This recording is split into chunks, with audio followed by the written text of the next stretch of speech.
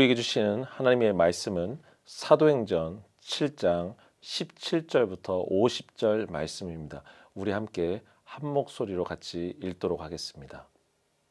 하나님께서 아브라함에게 약속하신 때가 가까이 왔을 때에 그 백성은 이집트에서 늘어나고 불어났습니다.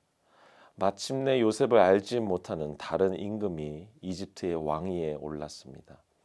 이 임금이 우리 결혜에게 교활한 정책을 써서 우리 조상들을 학대하되 갓난 아기들을 내다버리게 하여서 살아남지 못하게 하였습니다.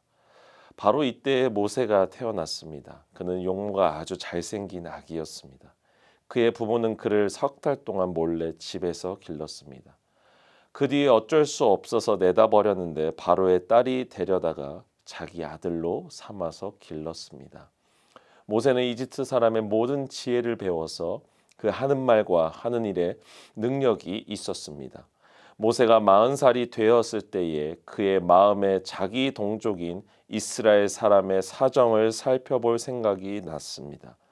어느 날 그는 자기 동족 한 사람이 억울한 일을 당하는 것을 보고 그의 편을 들어 이집트 사람을 때려 죽여서 압박받는 사람의 원한을 풀어주었습니다.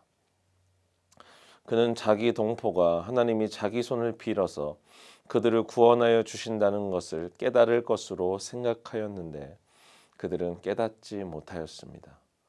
이튿날 모세는 동족들끼리 서로 싸우는 자리에 나타나서 그들을 화해시키려고 하여 말하기를 이 사람들아 그대들은 한 형제가 아닌가 그런데 어찌하여 서로 해하는가 하였습니다. 그런데 동료에게 해를 입히던 사람이 모세를 떠밀고서 이렇게 말하였습니다. 누가 너를 우리의 지도자와 재판관으로 세웠느냐? 어제는 이집트 사람을 죽이더니 오늘은 또 나를 그렇게 죽이려 하는가? 이 말을 듣고서 모세는 도망하여 미디안 땅에서 나그네가 되었습니다. 거기서 그는 아들 둘을 낳았습니다. 40년이 지난 뒤에 천사가 시내산 광야에서 가시나무 떨기 불길 속에서 모세에게 나타났습니다. 모세가 이 광경을 보고 기이하게 여겨서 자세히 보려고 가까이 가는데 주님의 음성이 들렸습니다. 나는 내 조상들의 하나님, 곧 아브라함의 하나님, 이삭의 하나님, 야곱의 하나님이다. 모세는 두려워서 감히 바라보지 못하였습니다. 그때 주님께서 모세에게 말씀하셨습니다. 내 신발을 벗어라. 내가 서 있는 곳은 거룩한 땅이다. 나는 이집트에 있는 내 백성이 학대받는 것을 분명히 보았고 또 그들이 신음하는 소리를 들었다. 그러므로 나는 그들을 구원하려고 내려왔다. 이제 내가 너를 이집트로 보내니 너는 가거라. 이 모세로 말하면 이스라엘 백성이 누가 너를 우리의 지도자와 재판관으로 세웠느냐 하고 배척한 사람인데 하나님께서는 바로 이 모세를 가시나무 딸기 속에 나타난 천사의 능한 손길을 붙여 지도자와 해방자로 세워서 그들에게로 보내셨습니다. 이 사람이 이집트 땅과 홍해에서 놀라운 일과 표징을 행하여 그들을 이끌어냈으며 40년 동안 광야에서도 그러한 일을 행하였습니다. 하나님께서는 나를 세우신 것과 같이 너희를 위하여 너희의 동족 가운데서 한 예언자를 세워주실 것이다 하고 이스라엘 백성에게 말한 사람이 바로 이 모세입니다. 이 사람은 이스라엘 백성이 광야에서 회중으로 모여 있을 때에 시내산에서 그에게 말하는 천사와 우리 조상들 사이에 중개자가 되어서 산 말씀을 받아서 우리에게 전해준 사람입니다. 그러나 우리 조상들은 그의 말을 들으려고 하지 않았고 그를 제쳐놓고서 이집트로 돌아가고 싶어 하였습니다. 그래서 그들은 아론에게 말하였습니다. 우리를 인도할 신들을 우리에게 만들어 주십시오. 이집트 땅에서 우리를 이끌어내온 그 모세가 어떻게 되었는지 우리는 도무지 모르겠습니다. 그때 그들은 송아지를 만들어 놓고서 그 우상에게 희생 제물을 바치고 자기들의 손으로 만든 것을 두고 즐거워하였습니다. 그래서 하나님께서는 그들에게 얼굴을 돌리시고 그들을 내버려 두셔서 하늘의 별들을 섬기게 하셨습니다. 이것은 예언자들이 책에 기록된 바와 같습니다. 이스라엘 가문아 너희가 40년 동안의 광야에 있을 때에 희생물과 제물을 내게 바친 일이 있었느냐? 너희는 몰렉 신의 장막과 레판 신의 별을 받들었다. 그것들은 너희가 경배하려고 만든 형상들이 아니더냐? 그러므로 나는 너희를 바빌론 저쪽으로 옮겨버리겠다. 우리 조상들이 광야에 살 때에 그들은 증거의 장막이 있었습니다. 그것은 모세에게 말씀하시는 분이 지시하신 대로 만든 것인데 모세가 본 모형을 따라 만들었습니다. 우리 조상들은 이 장막을 물려받아서 하나님께서 우리 조상들 앞에서 쫓아내신 이방 민족들의 땅을 차지할 때에 여호수아와 함께 그것을 그 땅에 가지고 들어왔고 다윗 시대까지 물려 주었습니다.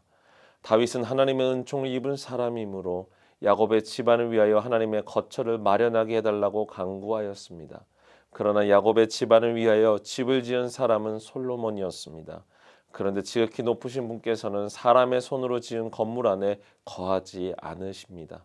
그것은 예언자가 말하기를 주님께서 말씀하신다. 하늘은 나의 보좌요 땅은 나의 발판이다. 너희가 나를 위해서 어떤 집을 지어주겠으며 내가 쉴 만한 곳이 어디냐. 이 모든 것이 다 내 손으로 만든 것이 아니냐 한 것과 같습니다. 우리는 오늘 한 편의 설교를 기록한 말씀을 보고 있습니다. 성경에서는 이와 같이 신약의 인물들이 구약의 사건을 설교 형태로 표현한 본문들이 있는데 우리가 잘 알고 있는 히브리서 11장의 경우도 그렇고 고린도전서 10장에서 사도 바울이 구약의 사건들을 신약의 신학적 메시지로 해석하며 이야기한 경우도 그렇습니다. 오늘 우리가 읽은 이 본문 역시나 신약의 성도였던 스데반 집사가 공의회로 잡혀가 유대인 지도자들을 대상으로 구약의 말씀을 토대로 설교를 하고 있는 내용입니다. 설교의 내용은 아브라함이 기록된 창세기의 말씀으로부터 시작이 됩니다. 그리고 오늘 우리가 함께 읽은 설교의 내용은 출애굽기 1장으로부터 시작이 되지요. 스데반 집사는 이야기합니다. 요셉을 알지 못하던 이집트의 바로 왕에 등장하여 이스라엘이 핍박과 압제를 당하게 되었을 때 하나님께서 모세를 지도자와 해방자로 사용하셨습니다.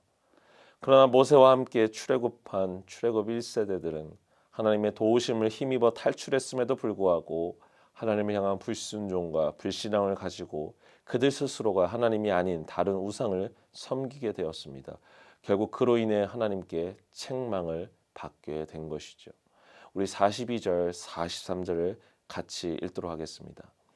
그래서 하나님께서는 그들에게서 얼굴을 돌리시고 그들을 내버려 주셔서 하늘의 별들을 섬기게 하셨습니다. 이것은 예언자들의 책에 기록된 바와 같습니다.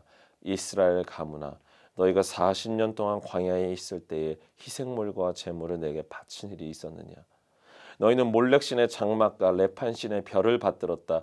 그것들은 너희가 경배하려고 만든 형상. 그러므로 나는 너희를 바빌론 저쪽으로 옮겨버리겠다. 스데반 집사는 이와 같이 표현합니다. 이스라엘 민족이 몰렉신의 장막과 레판신의 별을 만들어 그것을 경배하였다. 하나님께서는 이런 범죄하는 이스라엘 민족을 훗날 바빌론 포로로 보내실 것이다. 그는 영적으로 타락한 백성에게 가해질 하나님의 심판을 언급하면서 그로 인해 자신의 민족이 바빌론의 포로가 되어 고통받아야만 했던 역사를 다시 언급합니다. 그런데 여러분, 우리가 스데반 집사의 설교를 이해하는 데 있어서 한 가지 주의 깊게 묵상해야 할 점이 있습니다. 지금 스데반 집사가 누구에게 설교를 하고 있는지 그 대상을 살펴봐야 합니다. 스데반 집사는 지금 공의회, 즉 산헤드린이라고 불리우는 공의회에 있는 유대인들에게 설교를 하고 있습니다. 산헤드린 공의회는 그 당시 대제사장과 율법학자, 장로들로 구성되어 있는 명실상부 유대 사회 최고의 권력 기관이었습니다.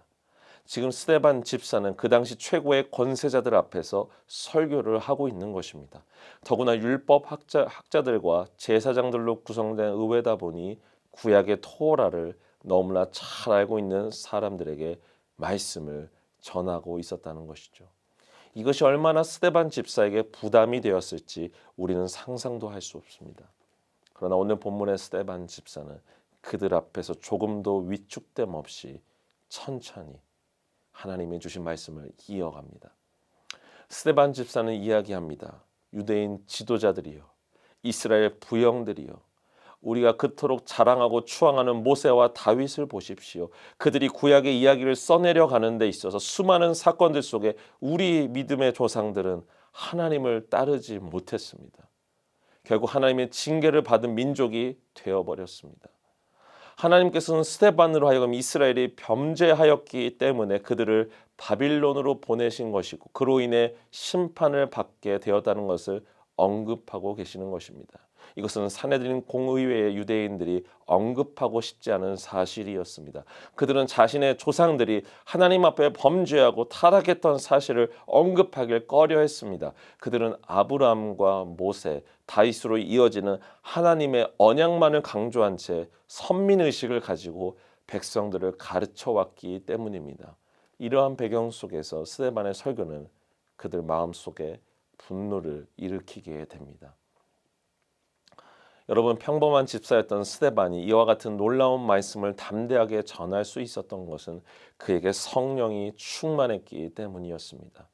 성령님이 이 땅에 오심으로써 이와 같은 일들이 일어나기 시작했습니다. 말씀을 전하는 자들이 비록 평범한 백성일지라도 하나님의 성령이 그들을 통해 말씀을 선포케 하셨습니다. 이것이야말로 성령 시대에 우리를 사용하시는 하나님의 놀라운 방법입니다.